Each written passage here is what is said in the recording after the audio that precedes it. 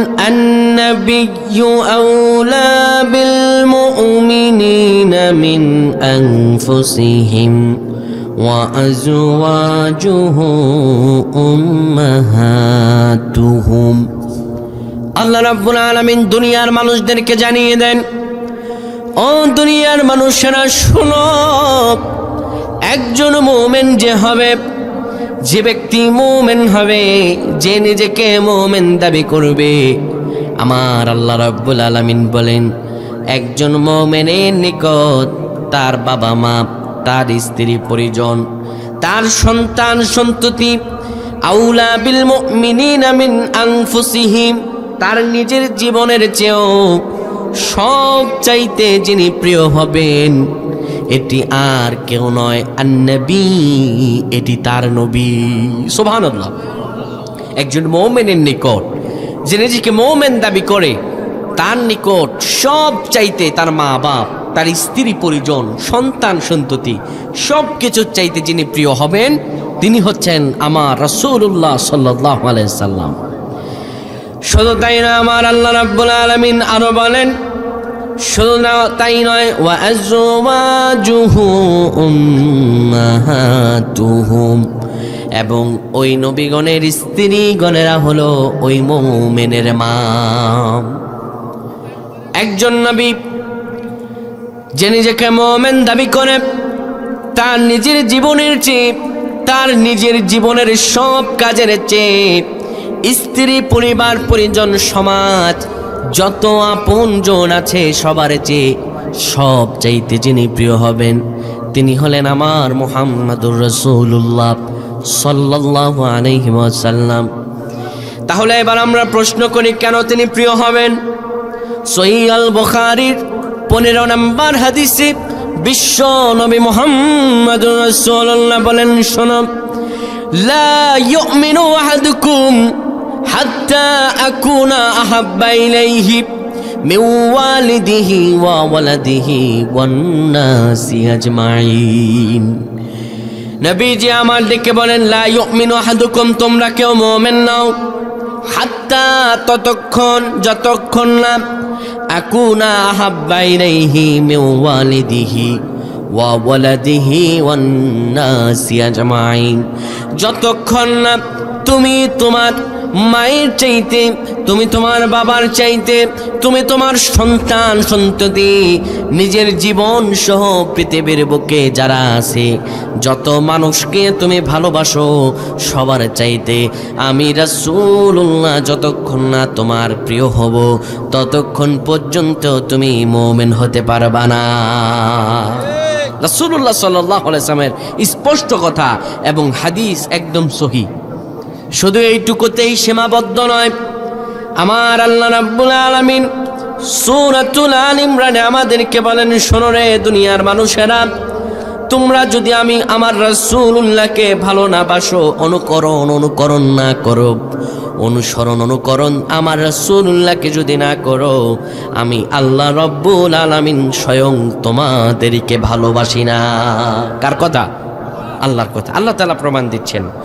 রব্বুল আলামিন বলেন, কুল ইন কুনতুম তুহিব্বুনাল্লাহ ফাত্তাবিউনি ইউহিব্বুকুমুল্লাহ ওয়া ইয়াগফির লাকুম যুনুবাকুম ওয়াল্লাহু গফুরুর রহিম। সুবহানাল্লাহ। আল্লাহ রাব্বুল আলামিন বলেন, কুল, হাবিব আপনি বলেন, ইন কুনতুম তুহিব্বুনাল্লাহ, তোমরা যদি আল্লাহকে ভালোবাসো। এখানে যারা আছেন আল্লাহকে ভালোবাসেন? কে কে আল্লাহকে ভালোবাসেন? হাত উঠান। সবাই আল্লাহকে ভালোবাসেন। আল্লাহ রাব্বুল আলামিন আপনার হাত দেখেছেন। আল্লাহ তাআলা বলেন, মুখের ভালোবাসা, মুখ দিয়ে যা বলো তুমি আমাকে ভালোবাসো, বান্দারে এইভাবে মৌখিকতা ভালোবাসা আমি গ্রহণ করি না। বললাম আল্লাহ কেন গ্রহণ করেন না? আল্লাহ বলেন ভালোবাসার প্রমাণ দেখাতে হবে। রব্বুল আলামিন বলেন, ফাত্তাবিউনি ইউহিব্বুকুমুল্লাহ, ভালো যদি বেঁচে থাকো তবে সেই ভালোবাসার প্রমাণ হলো আমার রাসূলুল্লাহ সাল্লাল্লাহু আলাইহি সাল্লামকে অনুকরণ করা লাগবে। সুবহানাল্লাহ। এই যে একটি আয়াতে আল্লাহ তাআলার সঙ্গে বান্দার কথোপকথন হয়, আমরা অনেকেই আয়াত শুনেছি, কিন্তু এই একটা আয়াত দিয়ে যে আল্লাহর সঙ্গে কথোপকথন হয় এটির একদম চাক্ষুষ উদাহরণ আপনাদেরকে দেখাই। প্রথমে দেখেন আল্লাহ তাআলা বলেন, হাবিব আপনি বলেন, ইন কুনতুম তুহিব্বুনাল্লাহ, তোমরা যদি মনে করে থাকো, মনের সঙ্গে তোমাদের যদি বোঝাপড়া হয় তোমরা আল্লাহকে ভালোবাসো।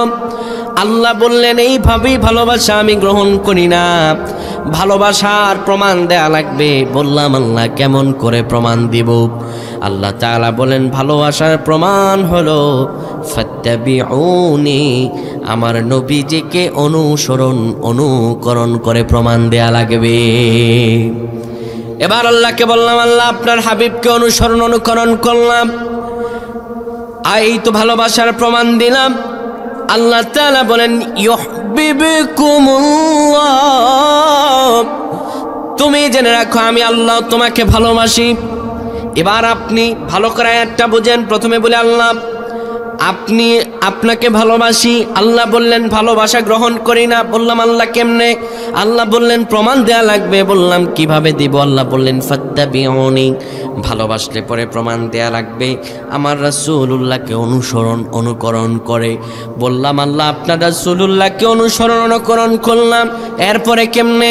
আমার আল্লাহ বললেন ইউহিব্বুকুমুল্লাহ, আমার রাসূলুল্লাহকে যদি তুমি অনুকরণ করো আমি আল্লাহ তোমাকে ভালোবাসা শুরু করব।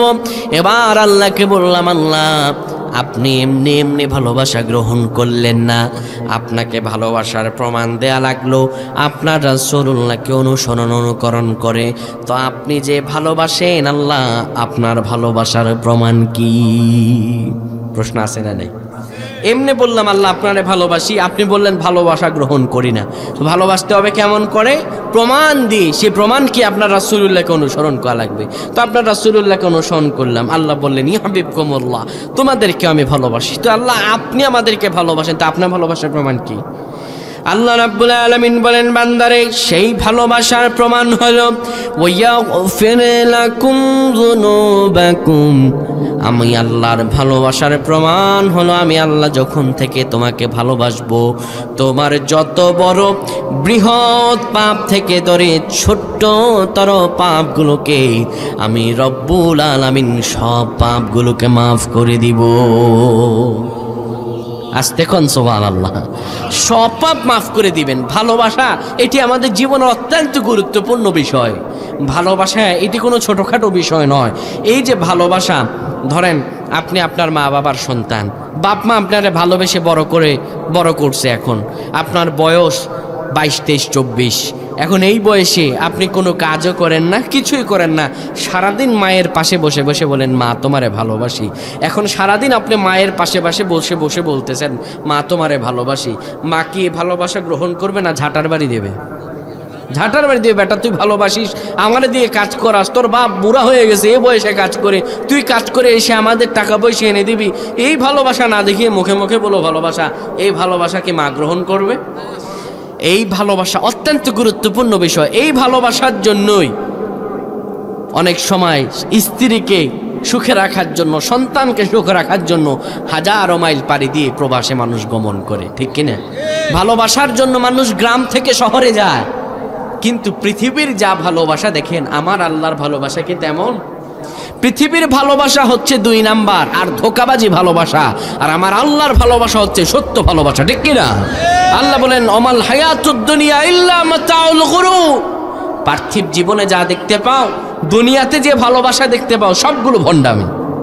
কারণ পৃথিবীর ভালোবাসা সত্য ভালোবাসা উদাহরণ দেখায়। যেমন ধরেন এই যে হালকা হালকা শীত, ঘর থেকে বের হবেন, এই বইলালদি মাদ্রাসার মাহফিল আপনি আসবেন, ঘর থেকে ছেলেটা ডেকে বলতেছে এই বাবা মাহফিলে যান, খবরদার মাফলা ছাড়া যাবেন না, রুমাল ছাড়া যাবেন না, রুমাল দিয়ে গলা পেঁচায়া ভালো করে একদম নাক মুখ বন্ধ করে মাহফিলে যান। আপনি মরে যান। মরে যাওয়ার পরে এত শীতকাল যাবে, এত শীতকাল আপনার কবরের উপরে দিয়ে শৈত প্রবাহগুলো পানির আকার ধারণ করে শিশির বেজার মতো আপনার কবরের উপর পড়বে। আজকে যে ছেলেটা আপনারে মাহফিলে আসতে দেয় না, একটা কোট না পরলে, জাম্পার না পরলে, মাফনালা না গালে আপনি মরে যাবেন, কবরের উপরে এত শীতকাল যাবে, একটা ছেলে, আপনার ছেলে কোনোদিনও আপনার কবরের উপর একটা কম্বল দিবে না। ঘর থেকে বের হবেন, তীব্র বৃষ্টি, ছেলেটাকে বলে বাবা খবরদার ঘর থেকে বের হওয়া যাবে না, জাপানি ব্র্যান্ডের ছাতা এনেছি, এই ছাতা ছাড়া আপনি ভুলেও বের হবেন না। ছেলে ভালো করে সতর্ক করে দেয়। মরে যাওয়ার পরে ওই কবরের উপরে এত পানির ফোঁটা পড়ে, কই কবরের উপরে কি একদিন তো কেউ ছাতা ধরে না? তাহলে দুনিয়ার ভালোবাসা মিথ্যা বই আর অন্য কিচ্ছু না। দুনিয়ার ভালোবাসা সব মিথ্যা, কিন্তু আমার আল্লাহর ভালোবাসা মিথ্যে নয়। কিন্তু আল্লাহর ভালোবাসা যদি আমরা কেউ পেতে চাই, রাসূলুল্লাহকে অবশ্যই অনুকরণ করা লাগবে, ঠিক কিনা? আমার প্রাণের ভাইয়েরা, এবার আসুন আমরা প্রশ্ন করি, কেন রাসূলুল্লাহ সাল্লাল্লাহু আলাইহি সাল্লামকে ভালোবাসব? কি কারণ তার? বিশ্ব নবী মুহাম্মাদুর রাসূলুল্লাহ সাল্লাল্লাহু আলাইহি সাল্লাম আমাদেরকে জানিয়ে দেন কেন তোমরা ভালোবাসবা। নবীজি সাল্লাল্লাহু আলাইহি সাল্লাম আমাদেরকে স্পষ্ট স্বরূপ বলেন, আনা সাইয়্যিদুন নাস ইয়াউমাল কিয়ামাহ। শোনো রে দুনিয়ার মানুষেরা, এই পৃথিবীর পরে আরেকটা দিন আছে, আরেকটা দিবস আছে, যেই দিবস হলো কিয়ামতের দিবস। ওই কঠিনতম কিয়ামতের দিবসে আমি রাসূলুল্লাহ সাল্লাল্লাহু আলাইহি ওয়াসাল্লাম সব মানুষগুলোর সরদার হয়ে দাঁড়াবো। আস্তে কোন সুবহানাল্লাহ।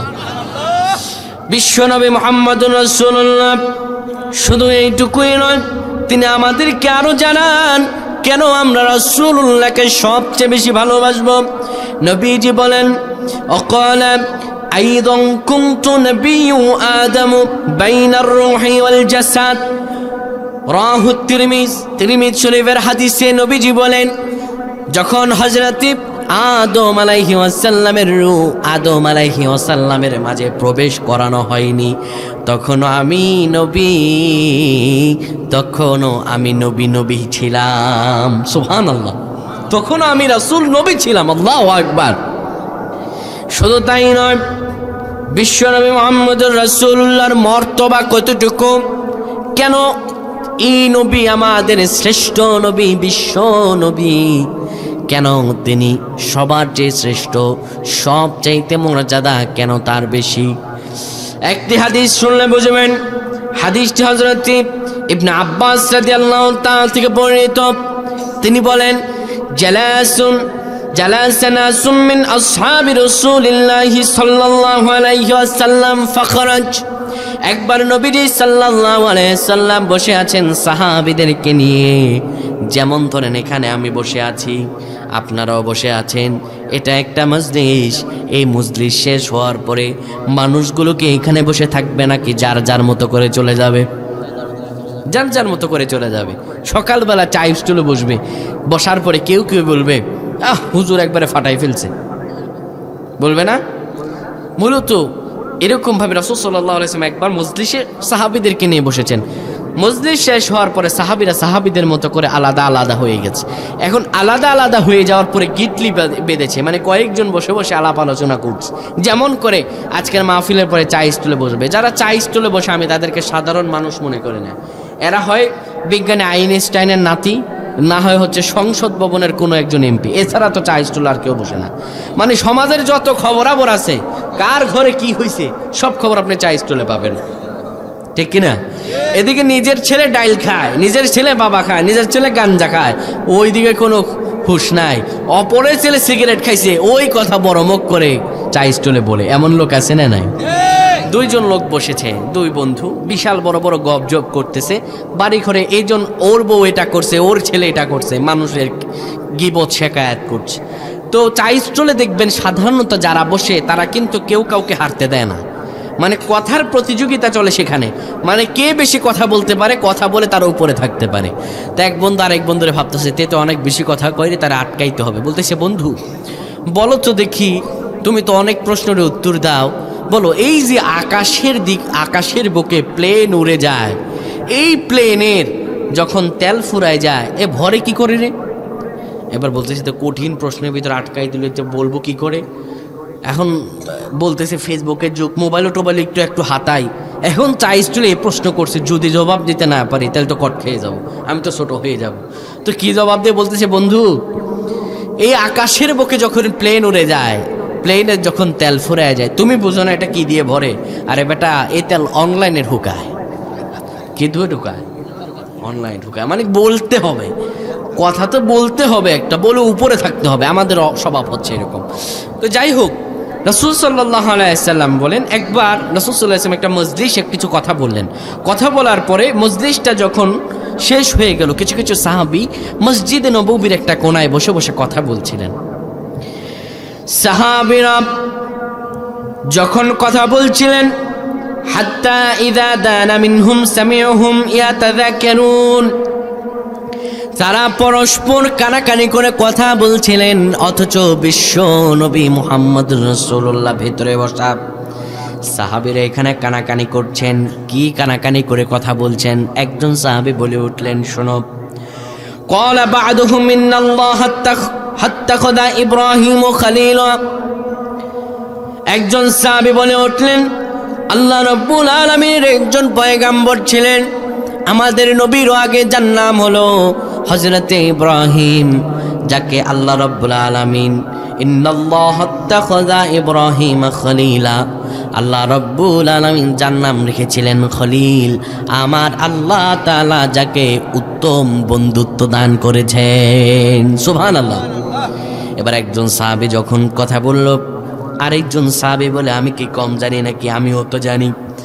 আরেকজন সাহাবী বলে উঠলো, ওয়াকালা, আমিও জানি, আখরু মূসা কাল্লামাহু তাকলিমা, আমিও আরেকজন পয়গাম্বরের নাম জানি, যার নাম হলো হযরতে মূসা আলাইহিস সালাম। যত নবীগণ আছেন যাদের সাথে আমার আল্লাহ কথা যাই বলেছেন আর নাই বলেছেন, হযরতে মূসা আলাইহিস সালামকে আল্লাহ রাব্বুল আলামিন কালিমুল্লাহ উপাধি হিসাবে ভূষিত করেছেন। যার সঙ্গে আল্লাহ রাব্বুল আলামিন অধিকতর কথা বলেছেন তার নাম হলো হযরতে মূসা। যখন এমন চাইতো চলে যেতেন তুর পর্বতের উপরে, আর আল্লাহর সঙ্গে তিনি কথা বলতেন। আমি তার নাম জানি, তিনি হলেন হযরতে মূসা। আরেকজন সাহাবী বলে, আমি কি কম জানি নাকি? আমিও জানি। তিনি বলে উঠলেন, অকালা আখারু ফাঈসা কালিমাতুল্লাহি ওয়ার রূহ। আরেকজন সাহাবী বলে উঠলেন, আল্লাহ রাব্বুল আলামিন এই পৃথিবীর বুকে একজন পয়গম্বরকে বাবা ছাড়া আল্লাহর খাস রূহ দিয়ে পাঠিয়েছিলেন, যার নাম হলো হযরতে ঈসা রূহুল্লাহ, যাকে আল্লাহ বাবা ছাড়া পৃথিবীতে পাঠিয়েছিলেন আল্লাহ তাআলার খাস রূহ দিয়ে। তিনি আল্লাহর খাস রূহ।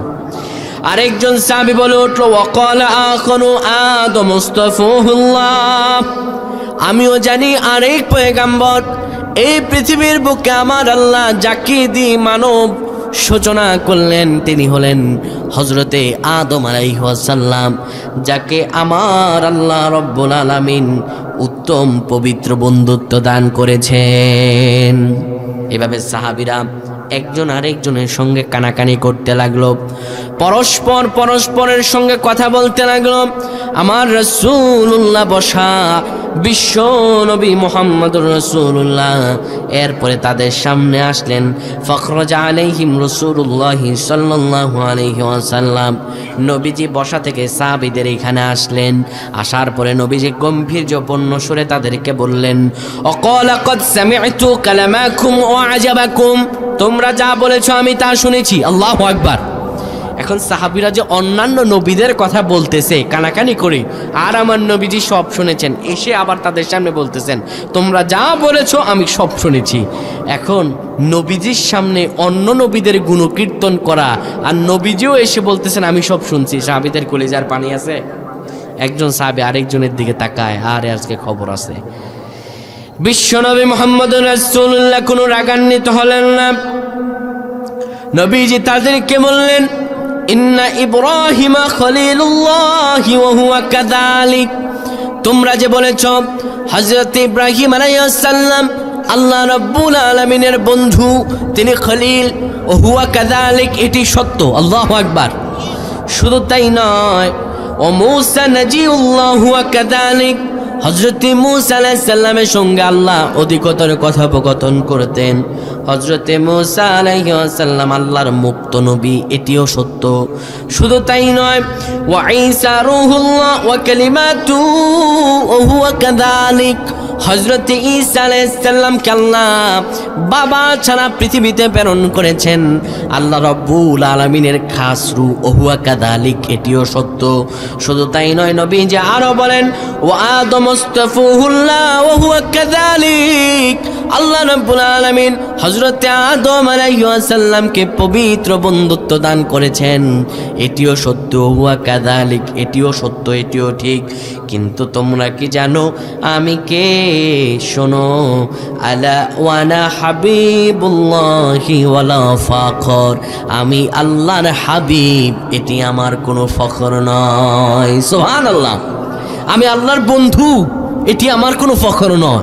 এখন আপনাদের মনে চিন্তা জাগবে যে খলিল অর্থ বন্ধু, হাবিব অর্থ বন্ধু, তাহলে পার্থক্যটা কই? পার্থক্য আছে, ব্যাখ্যাগত পার্থক্য আছে। খলিল বলা হয় এমন বন্ধুকে, যে বন্ধু হযরত ইব্রাহিম আলাইহিস সালামকে খলিল বলা হয় যে ইব্রাহিম আল্লাহর জন্য পাগল। আর হাবিব বলা হয় এমন বন্ধুকে যিনি হাবিবুল্লাহ, আল্লাহর বন্ধু, আমাদের রাসূলুল্লাহ, যার জন্য স্বয়ং আমার আল্লাহ রাব্বুল আলামিন পাগল। সুবহানাল্লাহ। বিশ্বনবী বলেন আমি আল্লাহর হাবিব, কিন্তু এটি আমার কোনো ফখর নয়। শুধু তাই নয়, আমার নবী আরো বলেন, ওয়ানা হামিলুল লিওয়াইল হামদ ইয়াউমাল কিয়ামাতি তাহতাহু আদমু ফামান দুনাহু ওয়ালা ফাকর, কিয়ামতের ময়দানে আমি রাসূলুল্লাহ আল্লাহ রাব্বুল আলামিনের একটা চেয়ারে বসবো, যেই চেয়ারের নাম হলো লিওয়াইল হামদ। ওই চেয়ারের নিচে হযরত আদম আলাইহিস সালাম থেকে শুরু করে পৃথিবীর যতগুলো মানুষ আছে সেই চেয়ারের নিচে বসবে আমি রাসূলুল্লাহ, ওই চেয়ারের উপর বসবো। ও হুয়া কাযালিক, ও আমি এটা ওয়ালা ফাখর, এটি আমি রাসূলুল্লাহর কোনো সামান্যতম ফখর নয়। সুবহানাল্লাহ। শুধু তাই নয়, আমার নবীজি আরো বলেন, শুনুন দুনিয়ার মানুষেরা, ওয়ানা আউয়ালু শাফিউ ওয়া আউয়ালু মুশাফফাই ইয়াউমাল কিয়ামা ওয়ালা ফাখর, কিয়ামতের ময়দানে যখন কেউ সুপারিশ করতে পারবে না, কারো কাছে সুপারিশ করার মতো কোনো রাস্তা থাকবে না, সেই কঠিনতম সময়ে আমি সবার আগে সুপারিশ করব। আর আমার সুপারিশ আমার আল্লাহ সবার প্রথমে কবুল করবেন। ওয়ালা ফাখর, এটি কোনো ফখর নয়। আল্লাহু আকবার। বিশ্ব নবী শুধু এতটুকুই ক্ষান্ত হলেন না, আমার নবীজি আরো বলেন, ওয়া আনা আউয়ালু মাইয়ুহাররিকু হালাকাল জান্নাহ ফায়াফতাহুল্লাহু লি ফায়াদখিলুনাহা ওয়া মাইয়া ফুকারাউল মুমিনিনা ওয়ালা ফাখর। ওই কিয়ামতের ময়দানে কোনো আম্বিয়া কেরাম, কোন নবী আল্লাহর জান্নাতের দরজাতে হাত রাখতে পারবে না। আমি রাসূলুল্লাহ সবার আগে জান্নাতের দরজায় হাত রাখবো। সে সময় আমার সঙ্গে থাকবে গরিব মুমিন। আমি যখন জান্নাতের দরজায় হাত রাখবো, তার পূর্বে জান্নাতের দরজা খোলা হবে না। আমি রাসূলুল্লাহ আগে জান্নাতের দরজায় হাত রাখবো, এটি আমি রাসূলুল্লাহর কোনো ফখর নয়। সুবহানাল্লাহ। যে নবী সাল্লাল্লাহু আলাইহি ওয়াসাল্লাম কিয়ামতের ময়দানে সর্বপ্রথম সুপারিশ করবেন, যাকে আল্লাহ উত্তম বন্ধুত্ব দান করেছেন, তিনি তো আমাদের সবচেয়ে বেশি ভালোবাসা পাওয়ার অগ্রাধিকার রাখে, ঠিক কিনা? নবী নবী করে আর কত কাল আমি কাঁদব, নবী নবী করে আর কত কাল আমি কাঁদব, আপন নয়নে কবে জানি, আপন নয়নে, বলেন না, আপন নয়নে কবে জানি নূর নবীকে আমি দেখব, নবী নবী করে আর কত কাল আমি কাঁদব। আল্লাহ যেন নবীজির সুপারিশ আমাদের দান করেন, পয়েন আমিন। ওই কিয়ামতের ময়দান সবচাইতে ভয়ঙ্কর হবে। আরেকটি হাদিস বলে আমরা মূল আলোচনাটায় আমরা বোঝার চেষ্টা করব। বিশ্বনবী মুহাম্মদ রাসূলুল্লাহ সাল্লাল্লাহু আলাইহি সাল্লাম বলেন, কিয়ামতের দিবস সেটি হবে সবচাইতে ভয়ানক দিবস, যেই কিয়ামত 50,000 বছর। কত বছর? 50,000 বছর। মুফাসসিরিন বলেন, আমাদের এই দুনিয়ার জীবনে যারা 80 বছর 100 বছর হায়াত পায়, এই দুনিয়ার 80 বছর আর 100 বছর কিয়ামতের ওই মাঠের মাত্র 2 মিনিট। কয় মিনিট? 2 মিনিট। আল্লাহু আকবার। নবীজিকে আমরা কেন ভালোবাসবো? আরেকটি প্রশ্ন উত্তর দেই। বিশ্বনবী মুহাম্মদুর রাসূলুল্লাহ বলেন, ইযা কানা ইয়াউমুল কিয়ামাতি মা জান্নাসু বা'দুহুম ফি বা'দ। কিয়ামতের ময়দান, গোটা ময়দানটা গভীর অন্ধকার। মানুষগুলো কিয়ামতের ময়দানে সবাই দাঁড়ানো, একজন মানুষ আরেকজন মানুষের মাঝে মাঝে হুমড়ি খেয়ে থাকবে, ধাক্কা ধাক্কি। সেই কিয়ামতের ময়দানে মানুষগুলো একজন আরেকজনের প্রতি হুমড়ি খেয়ে পড়বে, একজন আরেকজনের কাছে যাবে। কিয়ামতের ময়দান বাবা সহজ ময়দান নয়। আল্লাহ রাব্বুল আলামিন বলেন, ইয়াউমা ইয়াফিরুল মারউ মিন আখি। ওই কিয়ামতের ময়দানে ভাই ভাই থেকে পলায়ন করবে। অসাহিবাতি ওয়া বানি, স্ত্রী স্বামী থেকে পলায়ন করবে। ওয়া উম্মিহি ওয়া আবি, মা সন্তান থেকে পলায়ন করবে। লিকুল্লি ইমরিইম মিনহুম ইয়াওমাইযিন শানুন ইউগনি। সেদিন প্রত্যেকের হবে এমন ঘোরতর অবস্থা, মানুষ নিজেকে নিয়ে নিজে ব্যস্ত থাকবে। আল্লাহু আকবার। ওই কিয়ামতের ময়দান সবচাইতে ভয়ানক। ওই কিয়ামতের ময়দানে আল্লাহ রাসূল সাল্লাল্লাহু আলাইহি সাল্লাম বলেন, মানুষগুলো ভিড়ের মাঝে হুমড়ি খেতে থাকবে, কার কাছে গেলে সুপারিশ পাবো, কার কাছে গেলে আমরা মুক্তি পাবো। মানুষগুলো পাগল পারা হবে। এবার মানুষগুলো যখন একজন আর একজনের দিকে হুমড়ি খাবে, সবাই প্রথমে ঠিক করবে, ফায়াতুনা আদম ফায়াকুলুনা শাফা লানা ইলা রাব্বিক। সব মানুষগুলো বলবে, চলো পৃথিবীর বুকে সর্বপ্রথম আল্লাহ রাব্বুল আলামিন যাকে নবী হিসাবে পাঠিয়েছেন হযরতে আদম আলাইহিস সালামের কাছে যাই। আল্লাহ তাআলা তার নিজ হাতে বানাইছেন, বড় শখ করে বানিয়েছেন। আমরা ওনার কাছে যাই, দেখি কোনো কিছু করা যায় কিনা। সবাই গিয়ে বলবে, ফায়াকুলুনা শাফা লানা ইলা রাব্বিক। ও আমাদের আদি পিতা আল্লাহ রাব্বুল আলামিনের কাছে আমাদের জন্য আজকে একটু সুপারিশ করেন। হযরতে আদম আলাইহিস সালাম বলবেন, ফায়াকুলু লাস্তু লাহা, এটি আমার দ্বারা সম্ভব নয়, আমি আজকে তোমাদের জন্য সুপারিশ করতে পারবো না, তোমরা আমার কাছে এসে কোনো লাভ নাই। ওয়ালাকিন আলাইকুম বিইব্রাহিম, যাও তোমরা হযরতে ইব্রাহিম আলাইহিস সালাম, তাকে আল্লাহ তাআলা খলিল দান করেছেন, বন্ধুত্ব দান করেছেন। হয়তোবা আমার আল্লাহ ওনার কথা শুনতে পারেন, তোমরা ওনার কাছে গিয়ে আল্লাহর কাছে প্রার্থনা করতে বলো। মানুষগুলো এসে একই কথা বলবে, ফায়াকুলুনা শাফা লানা ইলা রাব্বিক। ও আমাদের জাতির পিতা হযরত ইব্রাহিম আলাইহিস সালাম, আপনি আমাদের জন্য আল্লাহ তাআলার কাছে একটু দোয়া করেন।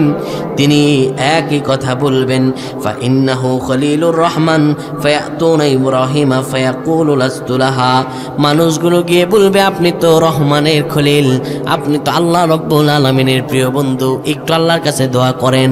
তিনি একই কথা বলবেন, ফায়াকুলু লাস্তু লাহা, আমিও আজকে তোমাদের জন্য কোনো সুপারিশ করতে পারবো না। লাস্তু লাহা, আমি এটির উপযুক্ত নই। আল্লাহু আকবার। আমি এটির উপযুক্ত নই, আমি আজকে তোমাদের জন্য কোনো সুপারিশ করতে পারবো না। পরবর্তীতে তিনি বলবেন, ওয়ালাকিন আলাইকুম বিমূসা, তোমরা চলে যাও হযরতে মূসা আলাইহিস সালামের কাছে, যে মূসা আলাইহিস সালাম তুর পর্বতের উপরে দাঁড়িয়ে আল্লাহর সঙ্গে কথা বলতেন, মন চাইলেই কথা বলতেন। যাও তোমরা মূসা আলাইহিস সালামের কাছে, মানুষ এসে বলবে ফায়াকুলুনা শাফা লানা ইলা রাব্বিক, ও মূসা আলাইহিস সালাম আল্লাহর কাছে আমাদের জন্য একটু সুপারিশ করেন। তিনি একই কথা বলবেন, ফায়াকুলু লাস্তু লাহা, আমিও পারবো না, আমারও আজকে সুপারিশ করার মতো কোনো ক্ষমতা নাই, তোমরা যাও চলে যাও, ওয়ালাকিন আলাইকুম বিঈসা, যাও তোমরা চলে যাও হযরত ঈসা আলাইহিস সালামের কাছে। হযরত ঈসা আলাইহিস সালাম তো রূহুল্লাহি ওয়া কালিমাতি, আল্লাহ তাআলার পবিত্র রূহ, তিনি তার কাছে যাও, গিয়ে দেখো না কিছু করতে পারে কিনা। মানুষগুলো হযরত ঈসা আলাইহিস সালামের কাছে আসবে, ফায়াতুনা ঈসা ফায়াকুলু লাস্তু লাহা, হযরত ঈসা আলাইহিস সালাম একই কথা বলবে, আজ আমিও পারবো না, তোমরা আমিও এর উপযুক্ত নই, যাও না তোমরা, ওয়ালাকিন আলাইকুম বিমুহাম্মাদ সাল্লাল্লাহু, তোমরা যাও হযরত মুহাম্মদ রাসূলুল্লাহ সাল্লাল্লাহু আলাইহি ওয়াসাল্লামের কাছে যাও। মানুষগুলো পাগল পারা হয়ে ঘর মাগত কিয়ামতের ওই ময়দানে সূর্যের ভয়াবহ তাপে মানুষের মগজগুলো টকবক টকবক করবে। মানুষগুলো নিজের ঘামের মাঝে কেউ কেউ সাঁতার কাটবে, কারো কারো ঘাম হবে গলা পর্যন্ত, নাভি পর্যন্ত, হাঁটু পর্যন্ত। পাগল পারা হয়ে মানুষগুলো আমার রাসূলুল্লাহর কাছে আসবে, ফায়াতুনা ফায়াকুলু আনা লাহা,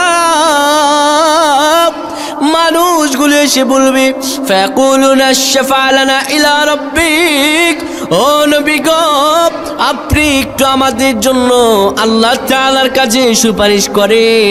আমার নবীজি ডেকে বলবেন, শোনো, ফায়াতুনা ফায়াকুলু আনা লাহা, আসো আমার কাছে আসো, আনা লাহা, আজকে আমি সুপারিশ করব, আল্লাহু আকবার, আজকে আমি তোমাদের জন্য সুপারিশ করব। নবীজি সাল্লাল্লাহু আলাইহি সাল্লাম ফাস্তাযিনু আলা রাব্বি, একটা সিজদা দিবেন, আল্লাহর কাছে তিনি অনুমতি চাইবেন, নবীজিকে অনুমতি দেয়া হবে। ফায়ুদিনু ওয়ায়ুলহিমুনি মাহামিদা আহমাদু বিহা, আমার নবীজি সাল্লাল্লাহু আলাইহি সাল্লামকে আমার আল্লাহ কিছু গুণকীর্তন শিক্ষা দেবেন। লা তাহদুরুনিল আন ফাহমাদুহু বিতিলকা মুহামিদা ওয়া খিল্লাহু সাজিদা, নবীজি আমার সিজদায় পড়ে আল্লাহ তাআলার ওই গুণ কীর্তন নামগুলো বলতে থাকবেন। সব নবীগণ, আল্লাহ পৃথিবীকে যত নবীগণ পাঠিয়েছেন, সব নবীগণকে আমার আল্লাহ একটা স্পেশাল দোয়া দিয়ে পাঠিয়েছেন। পৃথিবীর বুকে যতগুলো নবী আছে, এই পৃথিবীর বুকে থাকতে থাকতে সবাই দোয়া করে ফেলছে। আল্লাহ আমার নবীজিকে যে বলেছেন, ওয়ালা সাউফা ইউতিকা রাব্বুকা ফাতারদা, তোমার রব তোমাকে এমন এক জিনিস দেবেন তুমি যে খুশি হয়ে যাবে। আমার নবীজিকে আমার আল্লাহ যে একটা স্পেশাল দোয়া দিয়েছেন, সব নবীগণকে যে দোয়া দিয়েছেন, সব নবীরা দোয়া করে ফেলছে নিজের জন্য, কিন্তু আমার নবীজি সেই দোয়াটা করেন নাই। কিয়ামতের ওই কঠিন ময়দানে উম্মতরা যখন পাগল পারা হয়ে রাসূলুল্লাহর কাছে আসবেন, আমার নবীজি ওই সিজদায় পড়ে আল্লাহকে ডেকে বলবেন, মাবুদ তুমি না দুনিয়াতে আমাকে একটা দোয়া দিয়েছি, স্পেশাল দোয়া, আমি তো দুনিয়াতে সেটা চাই নাই, ওগো আল্লাহ আজকে আমি সেই স্পেশাল দোয়াটা চাই, আমার খালেস উম্মত একটাও যেন জাহান্নামের আগুনে না পড়ে। নবীজি যখন আল্লাহর জন্য সিজদা দিয়ে কাঁদবেন, আমার আল্লাহ বলবেন, ও নবী তুমি সিজদা থেকে মাথা উঠাও, দুনিয়াতে কেঁদেছো, আর কত কাঁদবা গো নবী, তোমার কান্না করার কারণ নাই, তোমার আজকে যে উম্মতকে তোমার ভাল লাগে, ও নবী গো ওশফাউ তুশাফা, তুমি আর যে উম্মতকে ভাল লাগে, ফায়াকুলুনা ইয়া রাব্বি উম্মতি উম্মতি, নবীজি যখন বলবেন আল্লাহ আমার উম্মতকে বাঁচাও, আমার আল্লাহ রাব্বুল আলামিন তখন স্পষ্ট বলে দিবেন, তোমার যে উম্মতের ফায়াকুলু তালিকা ফাখরিজ মান কানা ফি কলবিহি মিসকালা শাইরাতুম মিন ঈমান, নবীজিকে আল্লাহ তাআলা ডেকে বলবেন, ও নবী তোমার উম্মতের মাঝে যার অন্তরে ধূলিকণা পরিমাণও ঈমান আছে, ধূলিকণা পরিমাণও ঈমান নিয়ে এখানে আসতে পেরেছে, তুমি ধরে ধরে তাকে জান্নাতে নিয়ে যাও।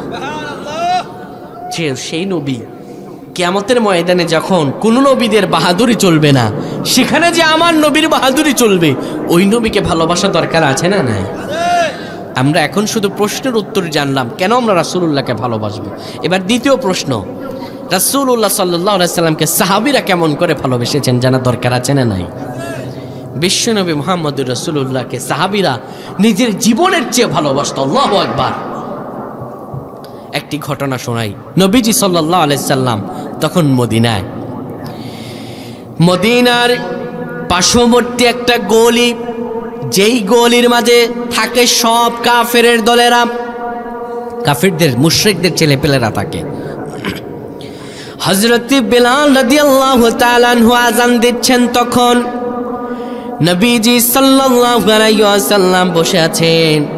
ওই কাফেরদের গলির মাঝ থেকে আমার নবীজি শুনতে পান হযরতে বেলাল রাদিয়াল্লাহু তাআলা আনহু আযান দিচ্ছেন, আর মুশরিকদের ওই গলির মাঝে কিছু ছেলেপেলেরা একত্রিত হয়ে ওই আযানকে ব্যঙ্গ করছে, মানে ওই আযানকে ভেঙ্গাচ্ছে।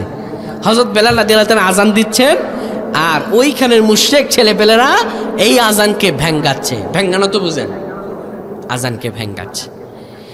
নবীজি আমার শুনতে পেলেন। বিশ্বনবী মুহাম্মদুর রাসূলুল্লাহ কয়েকজন সাহাবীদেরকে পাঠালেন, ও সাহাবীরা যাও, সবগুলো ছেলেরা ধরে নিয়ে আসো। সবগুলো ছেলেগুলোকে রাসূলুল্লাহর সামনে নিয়ে আসা হলো। নবীজি ডেকে বললেন, কে আযানকে ব্যঙ্গ করেছো? তার গলাটা তো বড় চমৎকার, বড় দারাজ গলা, বড় উঁচু গলা, কে আযানকে ব্যঙ্গ করেছো বলো। এখন মুশরিকরা সবাই একজনের দিকে তাক করাচ্ছে, যিনি পরবর্তীতে হন মাহজুরা রাদিয়াল্লাহু তাআলা আনহু। মাহজুরা রাদিয়াল্লাহু তাআলা বলেন, সবাই আমার দিকে আঙুল দিয়ে তাক করছে। নবীজি আমার বললেন, তাকে রেখে তোমরা সবাই চলে যাও। বিশ্ব নবী মুহাম্মদুর রাসূলুল্লাহ মাহজুরাকে ডাকলেন, এদিকে আসো। তুমি আযানকে ব্যঙ্গ করছিলে, আমি শুনছি। তোমার কণ্ঠ বড় চমৎকার, তোমার কণ্ঠ বড় সুন্দর, তুমি একটু আযানটা দাও না, একটু শুনতে চাই। সুবহানাল্লাহ। নবীজি একটু আযানটা দাও না, একটু শুনতে চাই। মাহজুরা বলে, আমি তো আযান পারি না, আমি কিভাবে দিব? বিশ্বনবী মুহাম্মদুর রাসূলুল্লাহ মাহজুরার মাথার প্রথম ভাগ ধরলেন। বুঝবেন ভালো করে, ঘটনাটা শুনেন, এটার মেন থিংস হচ্ছে এটা। হযরতে মাহজুরার মাথার মাঝ বরাবর এবং সামনে অগ্রভাগে হাত দিয়ে আমার নবীজি হযরত মাহজুরাকে আযান শিখাচ্ছেন। আযান দাও, আল্লাহু আকবার, আল্লাহু আকবার। মাহজুরা আযান দিচ্ছে, আল্লাহু আকবার, আল্লাহু আকবার। আবার নবীজি শিখাচ্ছেন, দাও, আশহাদু আল্লা ইলাহা ইল্লাল্লাহ। মাহজুরা আযান দেয়, আবার নবীজি শিখান, আশহাদু আন্না মুহাম্মাদুর রাসূলুল্লাহ। মাহজুরা আযান দেয়। এভাবে পুরোটা আযান শিখালেন।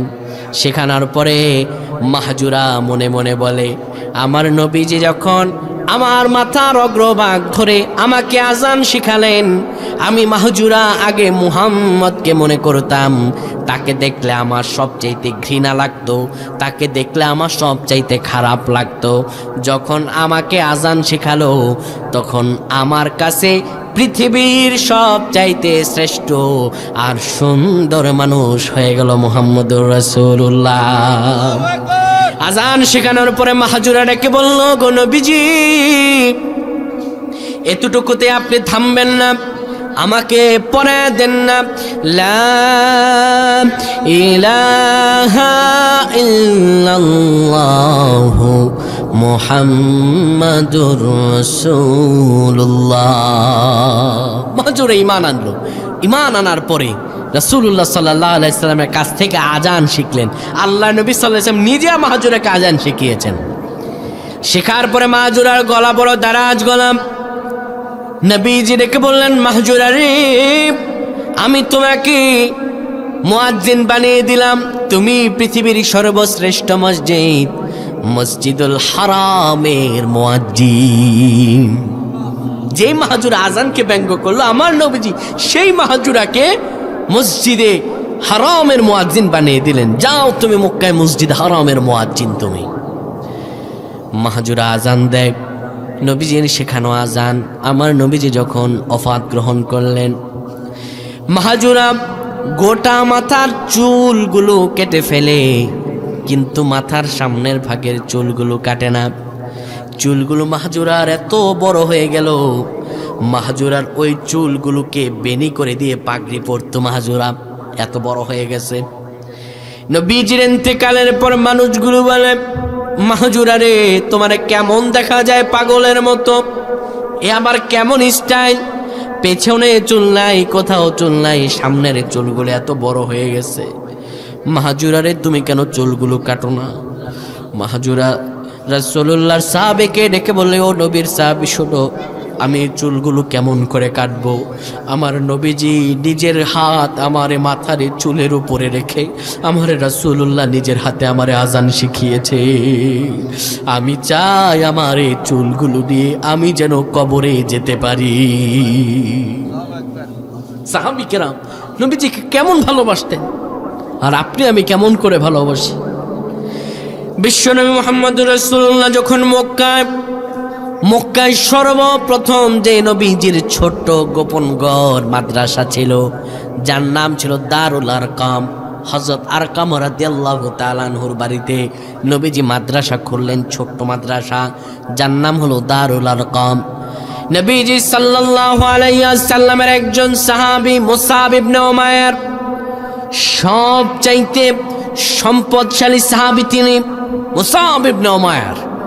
তিনি এত সম্পদশালী ছিলেন, তার মাও সম্পদশালী ছিল, তার বাবাও সম্পদশালী ছিল, গোটা মক্কা নগরীতে সবচাইতে সম্পদশালী ছিলেন তিনি এমন এমন জামাগুলো পরতেন যে এক একটা দামার দাম তদানীন্তনকালে 200 স্বর্ণ মুদ্রা। আল্লাহু আকবার!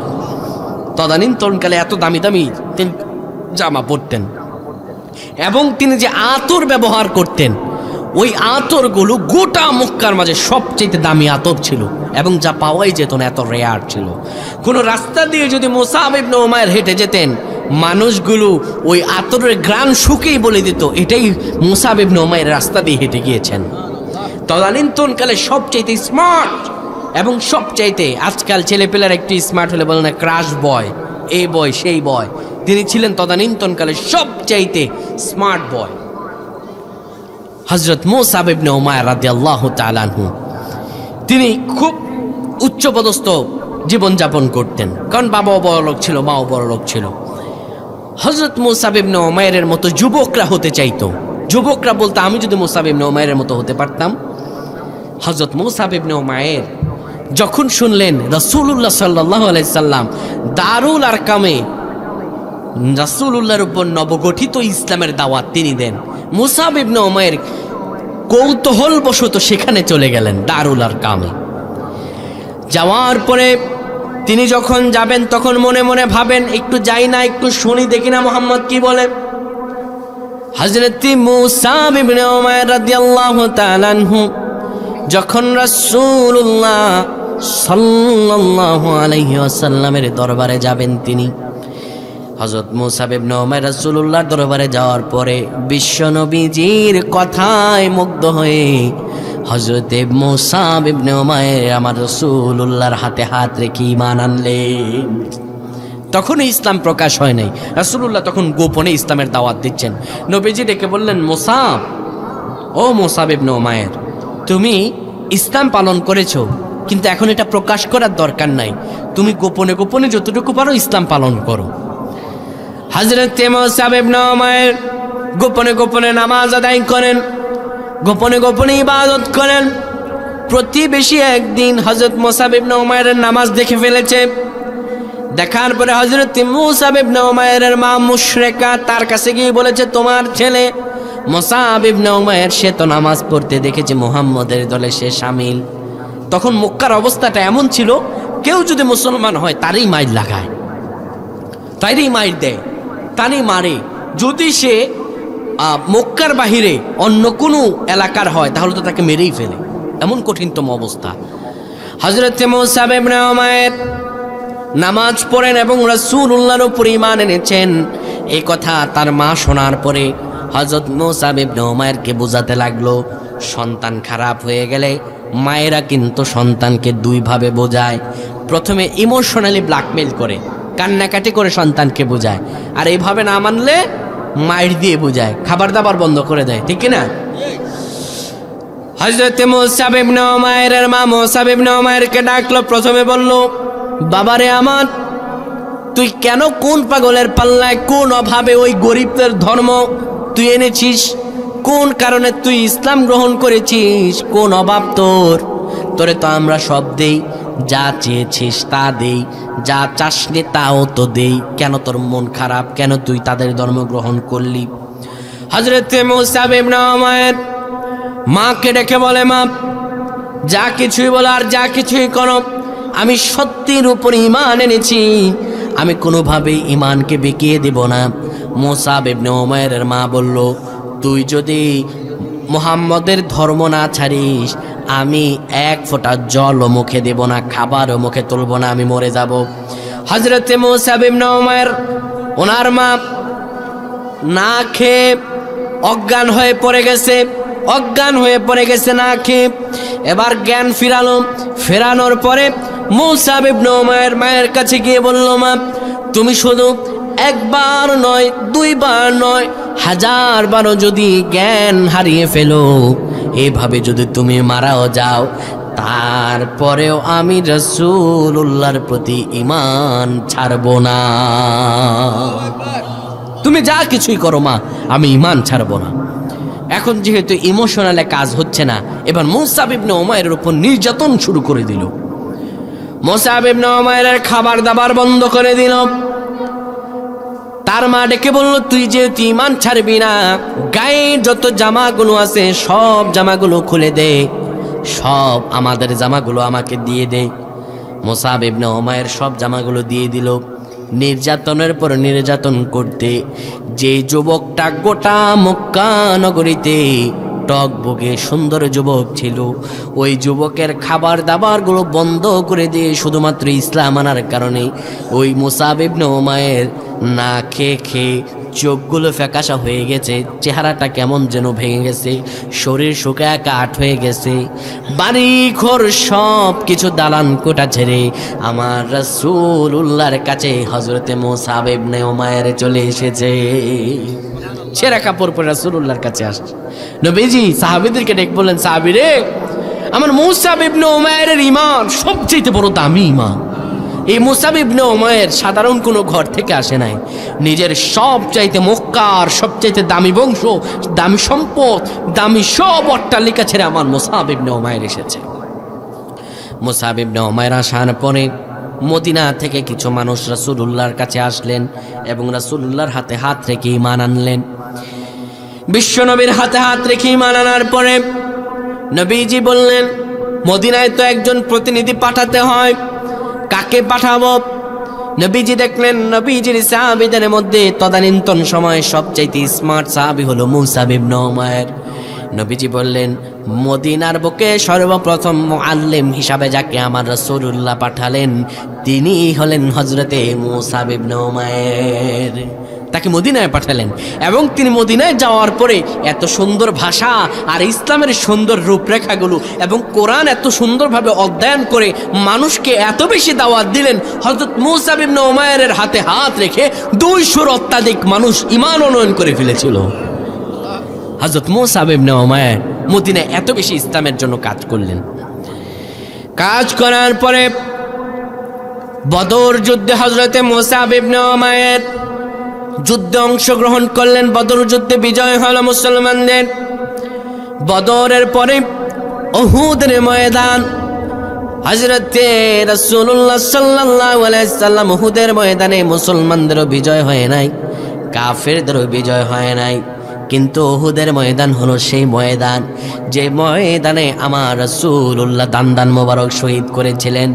আমার রাসূলুল্লাহর মাথা মোবারকের মধ্যে লোহার করা ঢুকে গিয়েছিল, আমার রাসূলুল্লাহর মাথা দিয়ে ফিনকে দিয়ে রক্ত ঝরেছিল, আমার রাসূলুল্লাহ অজ্ঞান হয়ে পড়ে গেছেন।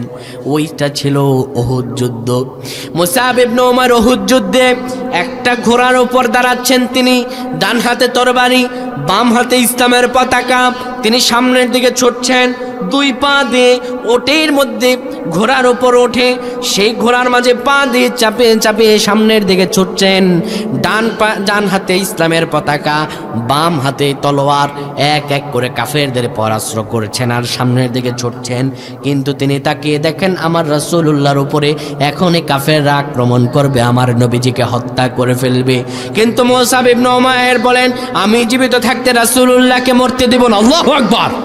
মুসাব ইবনে উমাইর রাসূলুল্লাহর সামনে চলে গেলেন। ও দূর থেকে এক কাফের এসে হযরত মুসাব ইবনে উমাইরের বাম হাতের মাঝে কোপ দিলেন, বাম হাতটা পড়ে গেল। হযরত মুসাব ইবনে উমাইর তলোয়ারটা ফেলায় দিলেন, কিন্তু কালেমার পতাকাকে ফালালেন না।